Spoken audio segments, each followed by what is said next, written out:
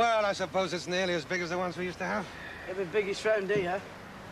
You haven't got any more wood, have you? No, sorry. Tell you what I've got down at the garage. I've got a big pile of oily cotton waste. You stuck that in the middle of there, we'll get it going beautifully. We'll come round for it. Okay.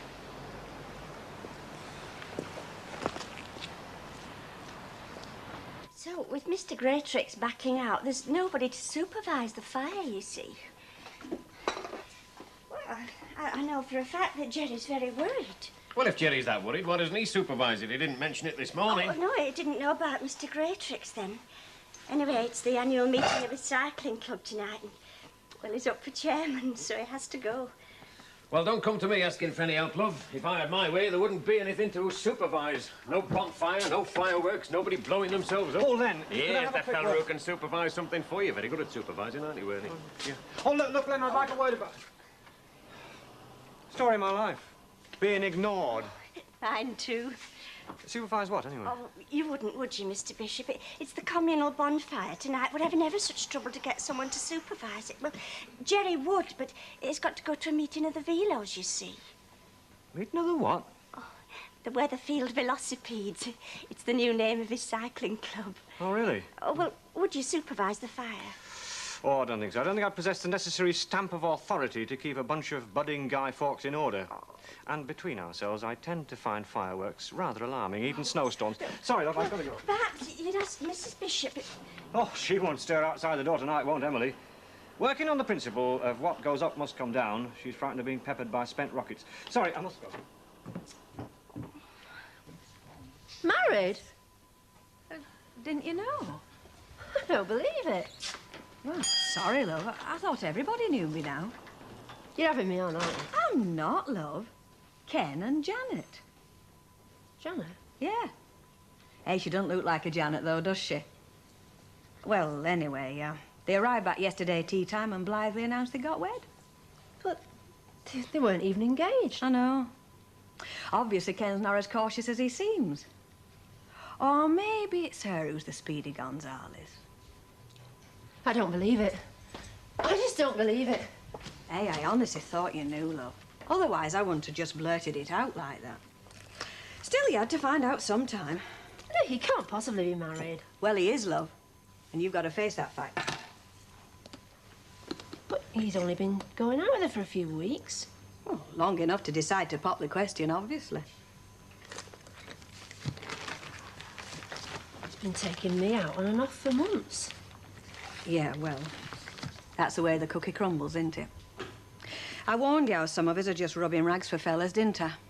Apparently Janet Reed isn't. Rotten rat. A rotten, lousy rat. That's better, love. You have a good curse. You'll feel a lot better for it. Then when you meet him and her, treat them both with complete contempt. That's what I'd do. I think.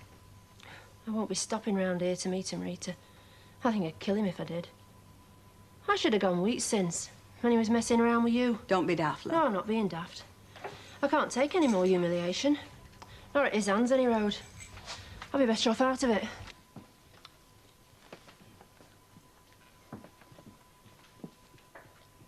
Are you skinny now? I've never known anybody who enjoyed his food so much. Only when it's good. Oh, what you just had good? Fair. Praise indeed. Well, she cooks a good breakfast, I'll say that for her. Just have to wait and see what she does with dinner. Well, I think you'll be very pleasantly surprised. Well, we'll see, won't we? You two finished? I wouldn't mind washing up. Yeah, I'll finish, sir. What about you, Mr. Tatlock? I thought you were going to call him Uncle Albert. Oh, but I'm not her uncle, am I? No, He's got a point, Ken. I'll stick to Mr. Tatlock. Until I know him a bit better, anyway. Do you want another piece of toast or anything? No, thanks. No, I've had enough. That'll be the day. Pardon? Nothing. What time do you like lunch? Do you mean dinner? I mean dinner. 12-ish. Right. Anything you fancy? No, I'll leave it to you. Which means he fancies everything. Oh, no, I don't, clever clogs. I just fancy what I fancy, which I think I'm entitled to at my age. But look, I'll tell you something. I'm not half as finicky about my food as what you are. As I'll Valerie be able to testify for poor lass here. You know, you haven't got a good bargain in that chap. Not by a long chalk. You we've upset him. We could try and be a bit more diplomatic with Yeah, him. brings out the worst in me, Uncle Albert. Always did. He's an old man. He needs mollycoddling. Mollycoddling? Uncle Albert needs mollycoddling, and I need a new dress. He's your original crusty old codger. In fact, I think he spends most of the time trying to work out things to grumble about. Rubbish. He just needs handling right. Like you.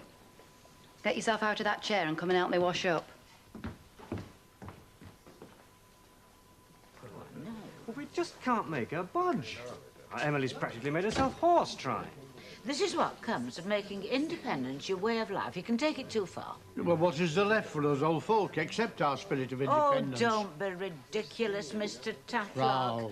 The doctor has said that Mrs. Sharples needs a rest. Now, she can get that rest with her friends in St. Anne's. It's not independence, it's just obstinacy. Can you help, Len? I think Mrs. Sharples is worried about her job at the community centre. She might lose it. I suppose so, but she'd never admit it. I'll go round there, see if I can talk some sense Oh, into would her. you? I don't promise anything. I'll be grateful. See what I can do. Oh, thanks a lot, Len. Oh, what's your selection of fireworks like? We do not stock fireworks in the cabin, mate. In my book, you might just as well put guns in kids' hands. Well, you discover something new every day, don't you? What's that, then? Our Leonard doesn't like penny bangers. He's completely anti-fireworks, thinks they should be outlawed by law, and I tend to agree with him. Oh, come on, Mrs. Walker. I've had some marvellous fun with fireworks in my past. There's nothing like a good bonfire. Here, here. And anybody who says anything different is either a killjoy or the pastor. Have I said something? Just committed one of your many faux pas, dear, but not to worry, it won't be the last. Sorry, Mrs. Walker. You like a good bonfire, then, do you, Alan? Yes, I do. You know how some people get drawn towards water? I get drawn towards bonfires like magnets there. Then you're just the man that Mavis is looking for. Come again? Look, they need somebody to supervise the bonfire tonight. So far, there's been no takers. What about the parents? Well, you know, the parents around here, their ambition is to see as little of their children as possible. Why don't you do it, Alan, and I'll give you a hand? If Mrs. Walker will let me have the night off, that is. I rather think your presence will be required here, Bet. Oh, well, it were worth a try. Well, what do you say, Alan? Oh, no. I mean, it's one thing liking a bonfire, it's another thing trying to look after it. Well, somebody's got to be responsible. Absolutely. All right? Oh, good. What exactly is it you like about bonfires, Alan? Well, it's the whole spectacle, you know, and the sense of community fun. We don't get too much of that these days. There's nothing like the simple pleasures of a simple bonfire. Simple, Alan. With fireworks the price they are today, and the possibility of something dreadful happening. Yeah, well, I'll tell you what the worst thing is that can happen to anybody, and it's not being blown up by a firework. What's that, Sunshine? Getting old. Now, what do you say, Mrs. Sharples? Everybody's going to a heck of a lot of trouble to get rid of me. Oh, Ina, you take the biscuit, you really do. Everybody's trying to do what's best for you, and all you'll do is suspect their motives. I've lived a long number of years, don't forget, Minnie Colwyn, and I've learned to suspect folk, especially when they're trying to help me. Oh, I wash my hands of you, Ina. You don't deserve helping. Nobody's asked you to do a handstand for me, Minnie Colwell. Oh, well, I'm going. If you want to make yourself more ill, you carry on. Just see if I care. Oh, now, come on, let's not fall out, eh? But she'd fall out with a saint, she would. Mrs. Sharples, you don't have to only take my word for it that nothing will change while you're away. You can take the committee's word, and the council's, if you like. What more do you want? She wants it in writing. I want an out at salt. Well, then why don't you go to St. Anne's and get some colour back in your cheeks? Because you're all going on about me to go, that's why. There's you, there's Ernie Bishop, there's that hysterical wife of his, and now there's you, Len Fairclough. If you'd all left me alone, I'd probably have been there by now. Oh, I'll wash my hands of you. I better cancel that taxi we had laid on for you, too. I better get on to St. Anne's and all, because they had one waiting at the station for you. There's not. As true as I'm standing here. Everybody is going to a heck of a lot of trouble, aren't they? Because we want you to get better, that's all. Oh, well, I'd better go pack a case and... Nobody's ever going to accuse me of not being grateful. Not like some as I could mention.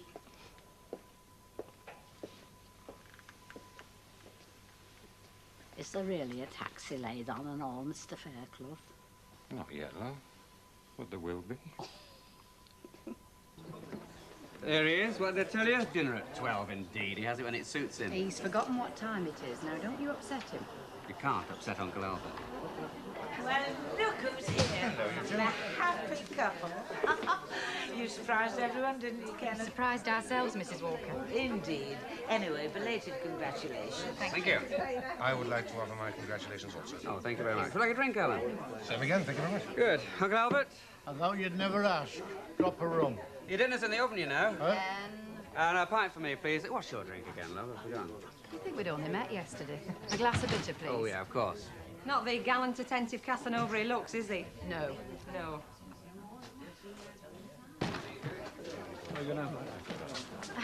Hey up, do you want to make a run for it? No. My Auntie Annie will throw you out if you spill blood, you know. Hello, Lucy. Norma. I'm in the chair, Lucille. Oh, thanks, Ken. Gin and tonic, please. All right. Norma? Same, please, Ken. Right. You've heard the good news, have you, Lucille? Yes, just from Norma. Pulled a fast one in the end, didn't you, Ken? Played it cool, you know. Isn't that right, then? That's right, love. Rather sly, I think. Cheers, Ken. And congratulations. Thank you, Norma. Right. Now, who's going to bake the parkin? Who's going to make the treacle toffee? Who's going to provide the potatoes for a bonfire party? Well, I'll buy the spuds. Baking's a bit beyond me. What's your interest in the bonfire, Alan? He is only the officer commanding, that's all. Oh, I can just see him now parading round, spoiling everyone's fun. No, I won't, Lucille. I'll simply see to it that people behave decently and safely. It's a tall order, Alan. Well, I don't see why. I'll bake a couple of parkins if I may. Great. Would you, dear? Thank you. And I'll make the treacle toffee. Well, that's super. It's going to be a great party. We should have bonfire parties more often. Yeah.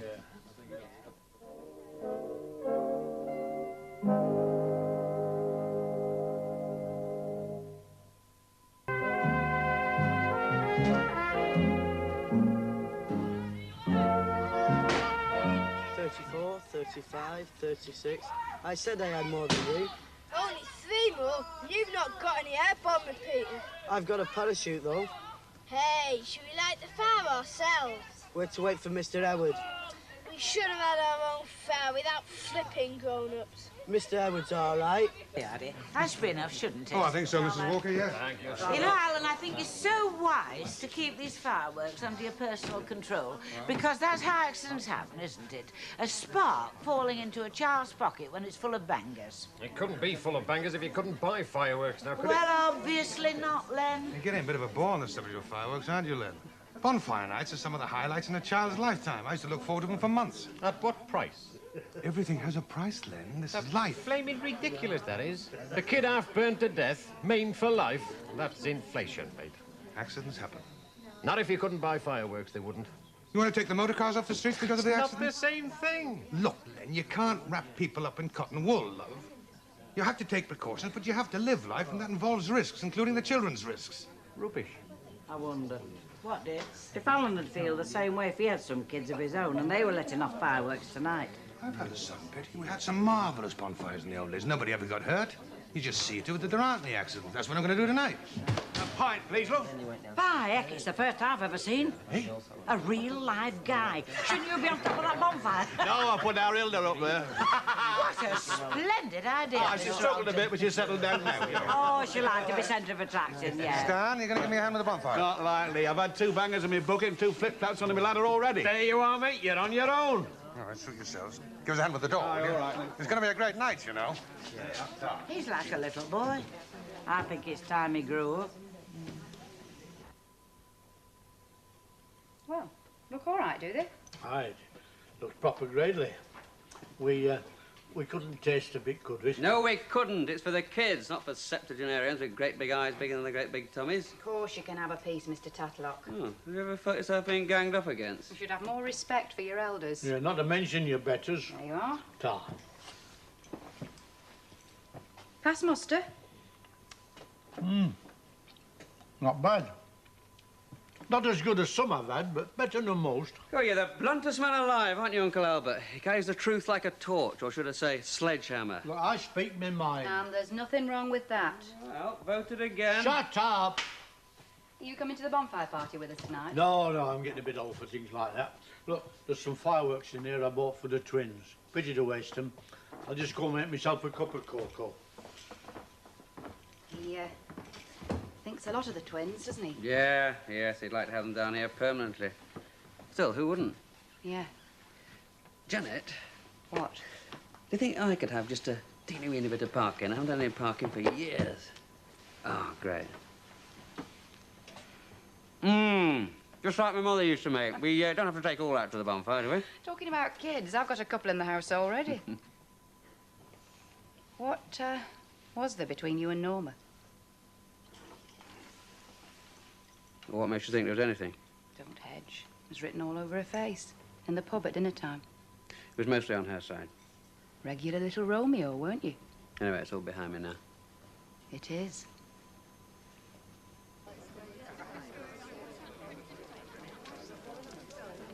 There you go.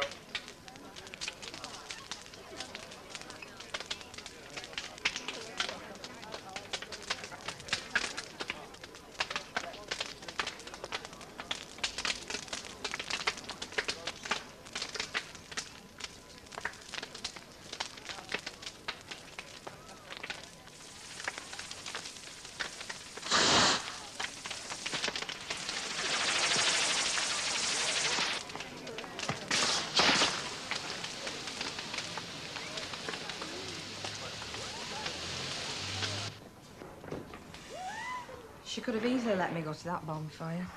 I love roasting spuds and eating them in the light of the dying embers. It's very romantic. Why not try one of your sudden headache stunts? Oh, no. I don't want to overdo them. I like to keep them on hand for very promising dates. Do you have any these days? No. No. They won't really send you to prison if you don't pay that VAT, will they? They could. Why? Nothing. We're just looking at my future and thinking how black it were. Well, what about mine? It's pitch black. Which is why mine's sane. Your future being my future and vice versa. That's right, isn't it? Yeah. Yeah, of course it is. I wonder What? if Ken really and truly wanted to marry Janet, or did she just steer him into it without him really knowing what were happening? You can see she's a very strong character. You can say that again. And you'd know, wouldn't you? Fancying her yourself once. I was infatuated by a younger woman. And some. Hey, maybe I could take a leaf out of her book. How? By steering you towards an altar. I'm not an easy pushover like Ken Barlow, you know.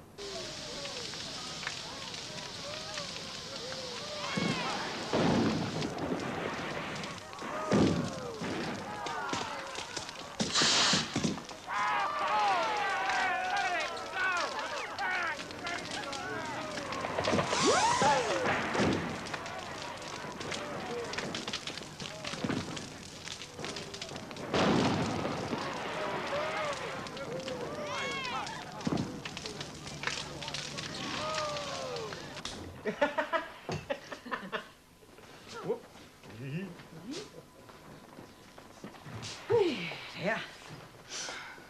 Hey, you don't fancy a game of darts, do you? No. You'd only beat me again and make me feel inferior. Wish you are. True. All quiet, girls.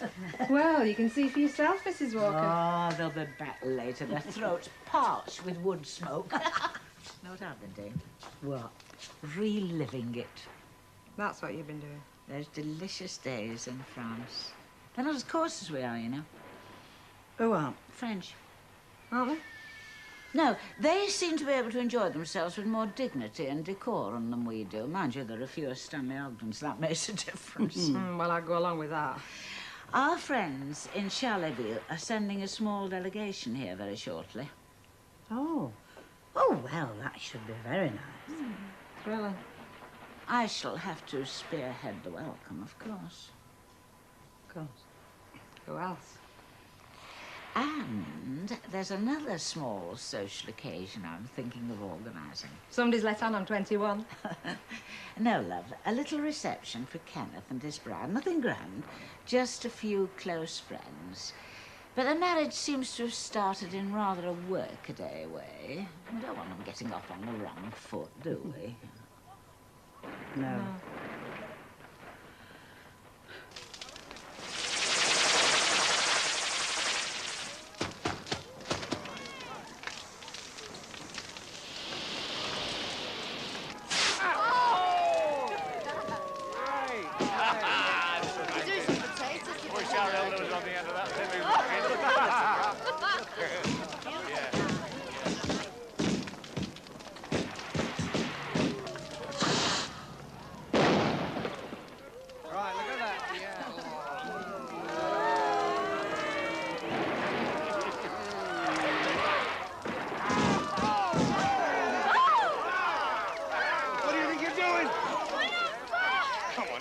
Yes, sir.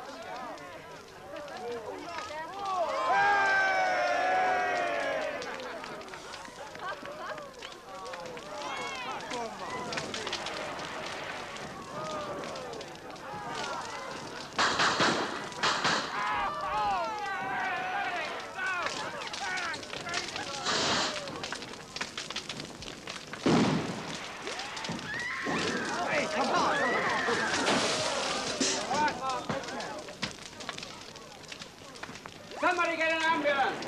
Mark's been burnt.